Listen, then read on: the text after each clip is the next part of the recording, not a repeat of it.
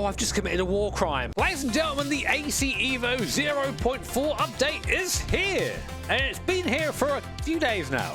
Sorry about that, I've been busy. But given that I've done some videos on AC Evo in the past, namely one sort of wondering what the hell was going on with it, I thought it'd be a good idea to sort of revisit it now with its whole host of new updates and I guess give my opinion on the direction this sim is going in. Reminder, there is of course in early access, so everything you see in this video might change. It might not exist in the final game, who knows? But we can only review what we have in front of us, and there's a pretty decent list of changes. The main things for me, a whole host of gameplay improvements, tyre improvements, really important. I felt that the cars felt a little bit strange in 0.3. I felt so far that in terms of presentation, the sim's not really impressed me that much. Hopefully this will change some of that. And a whole host of new content as well. The highlights for me being the E46 CSL M3, looking forward to driving that. A modern day F1 car, which we'll drive in another video because I need to prepare myself for that level of suffering. Look what I did to Lewis Hamilton, man. Look what I did to my boy.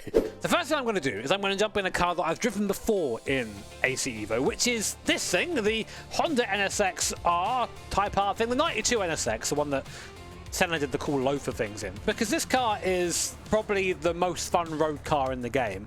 And on a road tyre, it should be pretty interesting and approachable to drive. Before, I felt there was a tendency for the car to sort of snap back when you were having an oversteer moment. So we're looking to sort of see that go away, and other general improvements as well. Let's try it out.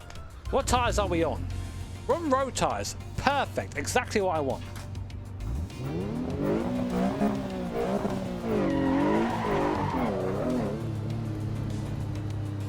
I like that induction noise there when I first hit the throttle. Listen for it. That's cool. This thing a VTEC? Oh, listen to that, the VTEC crossover in there. So I'm going to shut up. Jack, turn the game audio up a little bit and listen for the crossover. Flat now. That's pretty sweet. Big fan of that. Right, so what am I looking for here? I'm looking for a tyre that I can get sideways on. Oh, that's more like it. Well, this car is sort of lauded for being very approachable and very easy to send around, so we're going to just sort of give it the big sense. Oh, lovely. I'm sort of purposely putting this into little moments where it has no choice but to slide.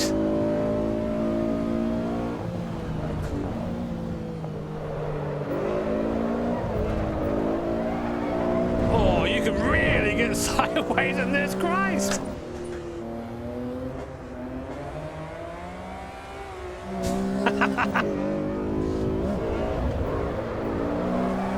Oh, a bit too much, a bit too much!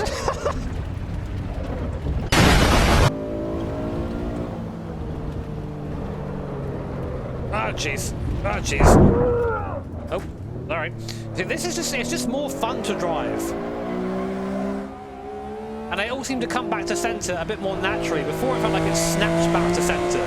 That's one of the things that I really disliked about how I drove before. Now it feels like it sort of gradually, you re-grip gradually. It isn't just like a snap all the time. Love how this car moves over these bumps as well. It really feels soft and like it isn't planted. The sound, like, it's better, isn't it? But like, it's not perfect. The little detail of the crossover is really cool. I love that, and that'll satisfy all the Honda enthusiasts out there. The thing is about road tyres, right, is that having that tread on the tyre basically just means you can get quite sideways a lot of instances and bring it back again. The grippier the tyre becomes, the less you have, less ability you have to do that. So it's really nice to see that this road tyre is decent, you know, because that's something that would be really easy to mess up, and it's one of the things that I think a lot of people will be looking for in AC Evo, especially given this will eventually be in free roam. But I do wonder if it'll run on the same physics on the free roam as it does in the sim side. I hope it does. This is great fun. I feel like in a lot of sims, the road cars don't really get much love, but they're so fun to throw around. It's not like about pure performance, it's about, I hate to say it, it sounds so vague, but about driving enjoyment. And right now, This is like captured really nicely in AC Evo for this car anyway. Yep.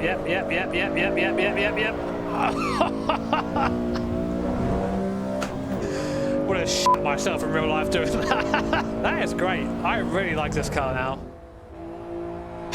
Holy shit. Maybe it's a little bit too forgiving, I don't know, but like, it's fun. And again, the circuit is, all the campers are in the right spots, ignore my terrible driving. That sort of thing's really good. I'm really happy the driving's better in this now because I was worried the 0.3, and this is definitely a big step forward. Imagine driving this thing in free roam around the ring. It'll be so much fun with a handbrake, going through all the little hairpins around there. It'll be so good. Now, talking of the Nürburgring, that is one of the circuits that has been added in 0.4, and I've driven there a lot. I know it pretty damn well. So I want to see just how close it is to real life. I mean, just look at it. Oh, it's perfection. This is going to maybe garner a little bit of criticism, but I had to change the wheel colors to black. They come in I think they're white as standard, but they just look so much cooler in black. I don't know. For me, the F40 is one of my favorite cars of all time, and this version, especially like the racy version, is what I'm talking about. Can we get a Bunda reveal? Oh wait. Hell yeah. Look at how fat these slicks are on the back as well. I sort of forget it's all packaged in like this. Can we start it? Ignition. Start. Start. Start. Start. Start. Start. Start. Well, I guess it's like a normal Ferrari then. Now, I'm looking forward to driving this thing, but before we do, I have some pretty exciting news, and that is that my Jimmy Broadbent edition GT Omega Prime cockpit is now available for pre-order. Oh man, it's been crazy. You guys probably know that I'm an ambassador for GT Omega, and part of that was working on the design of this rig together. And you know me, I hate sort of boring black and just grey things, so we had to spice it up with this awesome mint teal colour. Such a fan of it. And the prime rig itself, the chase bucket seat, this little shirt I'm wearing, and this Jimmy Broadbent flask, TM. We'll take a little sip. See, that was acting there, nothing in it. Can't tell. All those are available to pre-order now over on the GT Omega website. There'll be a link down below in the description, and hopefully you enjoy it as much as I have been. The glorious driver ass ready for action here. Yeah, here we are in the TF car park. Very faithful to how it looks in real life. It's a shame that there's no open world stuff yet. I mean, I guess you can sort of maybe see little bits of it rolling in the background there, etc. But right now that's not there. I think that's sort of been sidelined for a little bit to work on some of the core gameplay bits. Again, kind of disappointing given that we were meant to have access to that quite a while ago, but it is what it is, I suppose. You can decide whether that's a deal breaker for you right now. Oh, brother. How's it sound?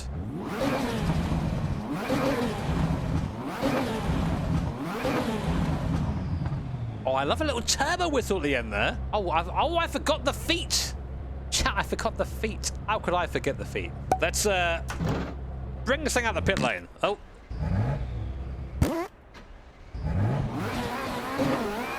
Give us some revs. Oh, don't hit that. So, welcome to the TF version of the Nürburgring. So first thing we've got to do is pull up to these... Stop it! Pull up to these little gates here and scan our little cards so we can get in. Oh, now, what these guys don't get right is what tends to happen here is you park a bit too far away from the little scanner here you can see on the left, and then you can't quite reach it, and then the guy has to come and do it for you. It's quite embarrassing. But anyway, cool to see the barrier go up. I like that. Easily amused.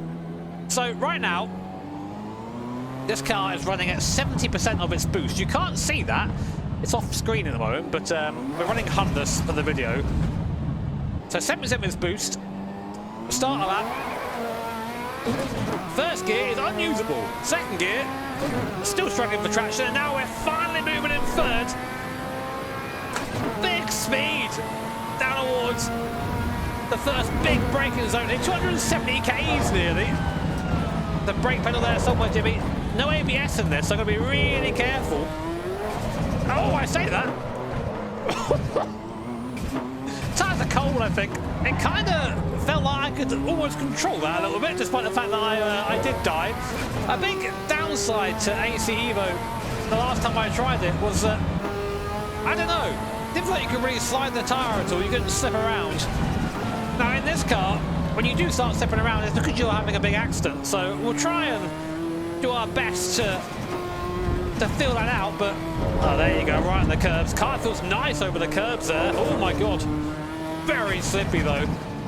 We've got a lot of power under our right foot, and it's old school power, so twin turbo, but it's a lot of turbo lag, and then when you're in it, you're a damn rocket. Oh! Fifth gear, long gear, 290 kph into straight approach, and then just hold the gas on the way through. Really quick for there, 240 kph, that's really fast through there. This is what I like about this era of car, is they're overpowered, not over-gripped. I'll talk about that a bit more in a second, because what I want to check this curve at the top here on the left-hand side should be quite high. It is. There you go, so that is realistic. So far, this feels very faithful to real life, this version of the circuit, which is cool to say, because the track kind of changes every year. It has a lot of amendments made to it, so usually people will scan it and put it in the game and it'll be out of date straight away, but this one feels like it's really, really good. Oh my god, that's third gear on throttle there. Car feels good. If I had to say, compare it to anything, it feels more similar to the original AC, which for me, and we can argue about it if you want, but for me, the original AC is like the gold standard of how a tyre feels, and how that's communicated to the user. It's really hard to do that. I think about this earlier. It's very hard to communicate what a car is doing through a steering wheel. It really is. We get an idea, we don't get the full amount, so it makes you think that somewhere concessions are made, but it feels decent here. It's like going out towards Arenberg, trying not to crash. Not driving my best, but god, this car is brutal. I just love an old late 80s, early 90s supercar, because there's no compromise. It's just, here is your car. If you crash, it's the end of your life. And the thing is, we're still running at only 70% of the power this thing can do. I am curious to see what it does elsewhere. I mean, the game looks a little bit more, how can we say? I mean, I'm getting a lot of screen tearing, and that's probably the settings I'm using. I am running a 4K ultra-wide monitor, and I have to turn down some settings to try and get a consistent frame rate. It's still the frame rate that I want, but so that is more likely on my end. But most of the settings right now are on sort of medium. So take that into account when you look at this and go, "Oh, Jimmy, it's not looking very smooth." I mean, I am asking a lot of it. I was going to upgrade my PC, but then everything went crazy price-wise, so we'll see about that. Oh, through the carousel. Yeah, that was good. Let's try and put this thing through its paces up here a bit, shall we? Been sort of cruising until now. So let's see. Oh my god, don't hit curves. Big. If ever you drive here in real life, don't hit any of these curves. You can sort of get away with this sim. In real life, it breaks stuff. So we're going to let it cruise through here. Want to really get on that curve on the inside. How does the car react? Oh, really, really nice on that curve there, actually. I mean, this is the sort of car that I think attracts a lot of the sim racers. Whenever I've seen a video around here, it's been in this car. You could argue I could have done something different, but there's a reason why it's this car. It's good. It's just fun. Oh my god! Over the jump. Bleed the brakes, back on the gas, trying over to the right-hand side. Now come back over. Oh! I'm not sure why bridge to gantry was. I don't particularly care either. What was it? Oh, I can see it at the top left. It's fine. 620, 625. Christ! Just casually cracking out a 625 BTG. God, we used so much fuel. We used nearly 13 litres of fuel. Holy hell. Well, we're going to stop for some more fuel, and then we're going to turn it up to 100% turbo. Like, what happens if I try and get out around here? Is it just a gate here? Oh, there's no way out! Wait, wait, is it like, can I hack? Can I get through here? There's a little gap here. Do you reckon I can get through? Oh, no. Firmly denied. Right, so what I'm going to do now is I'm going to press my little button here. And now my turbo is at 100%. And we're going to see if we can go much quicker than that 625 there. But so far, the driving experience, it is definitely improved. I thought this sort of car would have been really tricky to drive in 0.3. It is tricky to drive now because it should be, but it's not impossible. There's a bit more, it talks you a bit more.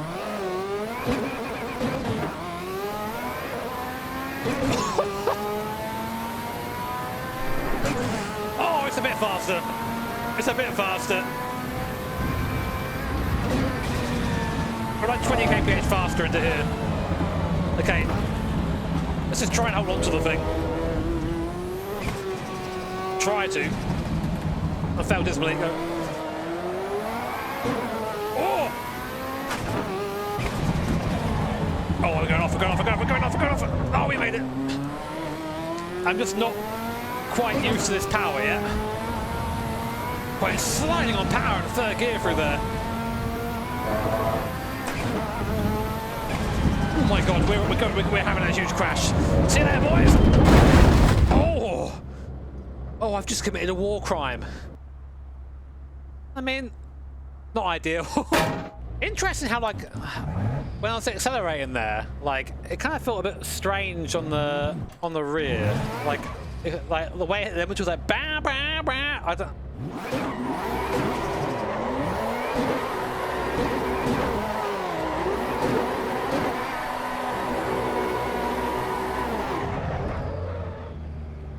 I think that gear bouncing it has, where like it comes off the, where it bounces off the limiter, is a bit like over the top. It's like bah, bah.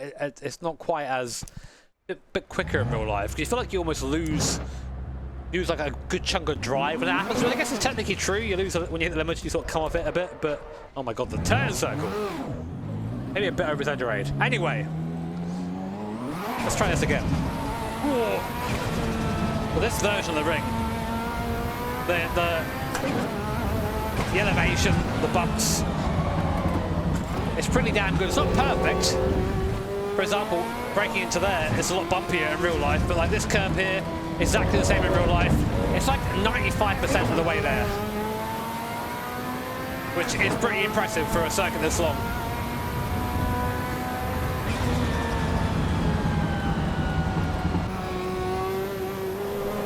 Holy shit. It's like trying to oversteer at 270 kph. 310. Not going to hit 200 mile an hour quite there. Not far off. Really trying to slow it down there. Right, let's go. We'll get near to VMAX down here, I think. One hand on the wheel. Is it flat from the bottom? It is, but now it's going to be a big break up the top. Can't touch that thing on the left. Oh my god. The thing is, when you're braking now with that new curb on the top of the hill there, you have to get the braking just bang on. Because you can't turn in any earlier than you want to, because there's a big curb there. If you touch that, you're in the wall on the right hand side. Hello, Rebel Tree. The tyres have actually now finally sort of come up to temperature a bit now. It's a bit of difference. Car does feel like it has a bit more of the ability to get on traction, which is nice. I say that, and then third gear, keep it together. Oh, why do I talk? Why do I talk? Why do I talk? Oh, have I broken it? Have I broken it? Oh, oh no, we're back. I nearly broke it. The thing is, I still feel now, I mean, like, I still feel that the tyre in the first AC is a bit better suited for a car like this. I mean, we're running on slicks, and slicks is something that the first AC didn't do very well out of the box, but with time and modding, they're pretty good now. I sound like the modded version of the slick in an AC1 is still better than this. But this is a much better step into the right direction. Before it felt like they were a bit lost. Now I feel like they're sort of back on track again. In real life, this section is much easier because you can really feel what the car is doing. In sim, you have to just do it visually and kind of guess what it's up to. Oh my god.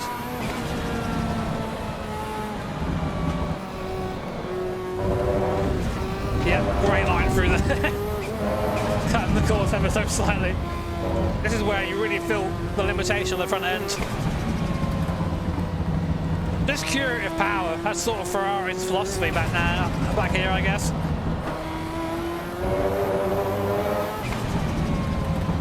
Do you like little turbo chatters going on there?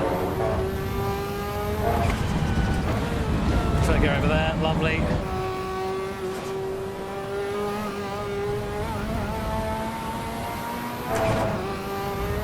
What?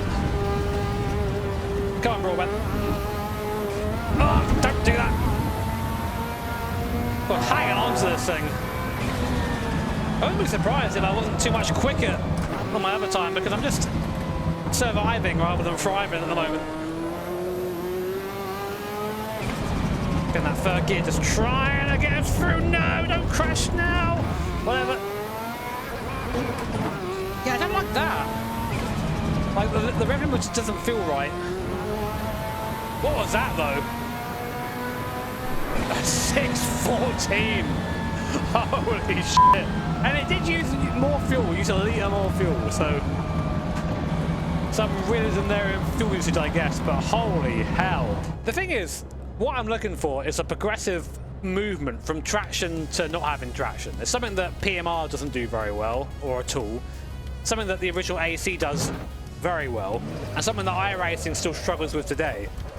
And that's sort of, that little bit of movement there is the basis for a lot of how you drive a car in real life. So yeah, I mean, the ring itself, about 95% of the way there. That Ferrari is brutal. I have no reference as to whether that's realistic or not, but it's very, very tricky. Definitely feels like a old supercar with too much power. Like, it will bite you if you're taking the mix. So for a car that can do like a what was it in the end, a 615 BTG, that's very fast around there, especially for a car that old. Some of the sound's a bit weird though, and the way the transmission sort of bumps a little bit is a little bit, it feels over exaggerated.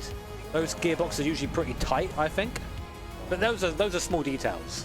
So otherwise, it's going in the right direction. So that was a brief look at 0.4. I wanted to sort of do this video before I do any more in-depth ones. At first impressions, it's definitely moving in the right direction. Happy to say that. The tyre feels much more progressive than it did before. That window of slip is much wider and much more in line with what I'd expect from reality. There are online elements now that I'm interested in trying at some point, and I'll make another video out of that as well. And there is, of course, the matter of the F1 car, which we'll be doing in another separate video. I'm happy to see it go in the right direction. I was really worried about AC Evo in that last update, especially when we had AC Rally come out as well and sort of push this thing to one side. It's good to see this is still alive, it's still kicking, and it's still improving. So if you do have this game already, then it's worth booting it up again, trying the update, seeing what you think. And as to whether it's worth your money or not in this early access state, that's up to you. You're not getting a full game, you're getting something incomplete, but I really enjoyed my driving today, so hopefully that's useful to you in some way. If you enjoyed the video, feel free to hit that like button, subscribe, do all the good stuff, and I'll see you again for the next one. Take care, have an awesome day. See you next time.